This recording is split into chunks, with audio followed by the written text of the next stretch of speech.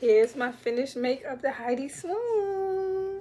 And I love her. I know I'm going to make more. I know I need more.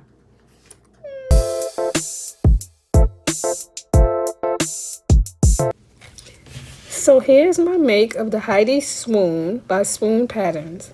I love this bag. It's so nice.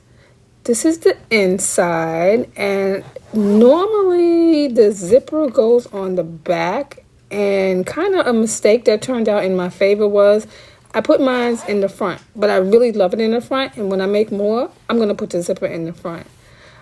This is a vinyl that I used to make it. Both the trim and the body of the bag is from a vinyl. And this is the inside of what it looks like. I used a camo waterproof canvas inside to line the bag. So that's the inside. And then I also used this nice multicolor zipper for the top as well as the middle zipper as well. But I really love it. I think it's a cute bag. I definitely will be making more. And yeah, the Heidi Swoon, she's cute. I really like this vinyl that I use because it's very soft and it went well with the inside lining. They both complemented each other. Either which way, I love the bag.